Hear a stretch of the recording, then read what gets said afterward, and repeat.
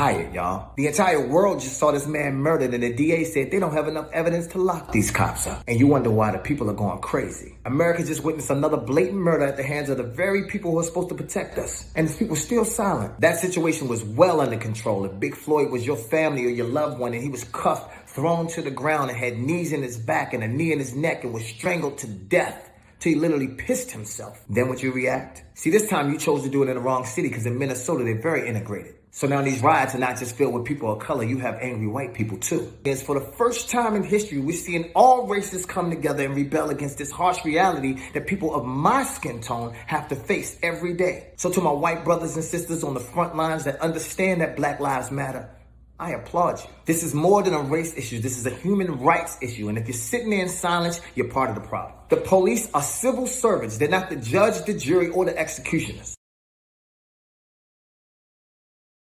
As a person who has been given the platform to be an influencer, I have realized that with that title, I have a job to inform people on the racial inequalities in the world right now. How come when it comes to the color of a person's skin, they're treated differently? A man was killed. His life was ended. "Don't kill me," George Floyd says as his last words. His life should not be over, and his name needs to be heard. George Floyd, a father and a person. A human who lost their life because of the color of their skin. We, people of all colors, need to speak up at a time like this. I have also come across lots of people speaking up and saying that the Black Lives Matter fist that many people are using as their profile picture are for the Black community to use only. I have since changed mine back, but I will continue to spread these messages and be an ally. We all have a voice. We need to stand up for what is right and stick together. Check your privilege edition. Put a finger down if you have been called a racial slur. Put a finger down if you've been followed in a store unnecessarily. Put a finger down if someone has crossed the street to avoid passing you. Put a finger down if you've had someone clench their purse in an elevator with you. Put a finger down if you've had someone step off of an elevator to keep from riding with you. Put a finger down if you've been accused of not being able to afford something expensive. Put a finger down if you have had fear in your heart when being stopped by the police. Put a finger down if you have never been given a pass on a citation that you deserved. Put a finger down if you have been stopped or detained by police for no valid reason. Put a finger down if you have been bullied solely because of your race. Put a finger down if you have been denied service solely because of the color of your skin. Put a finger down if you've ever had to teach your child how not to get killed by the police. Any fingers left? That's privilege. When I first started speaking on this, I don't think I understood the magnitude of this situation, but George Floyd, a man that has actively fought for peace in his community, was murdered by four, not one, four police officers. This is fucking disgusting. This is disgraceful. If you fail to realize that this is a real issue in America, then you are part of the problem. And for the people that are sitting here watching this, go do something. Go sign those petitions. Donate money. Be part of the solution.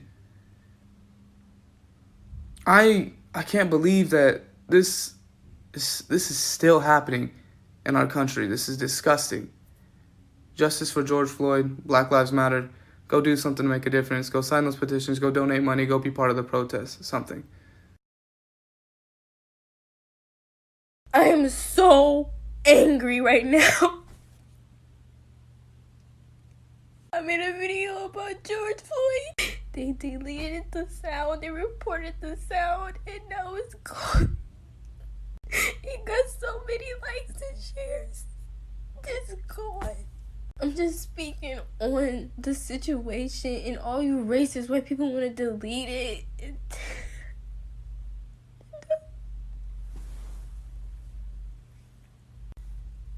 It might not get more likes, but I'm gonna repost it.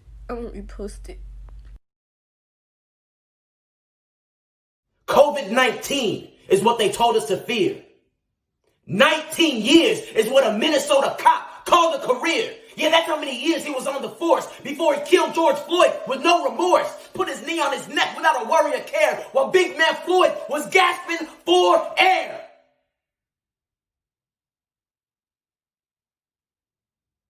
These cops go through life with care and ease, while one of my brothers pleads, I can't breathe.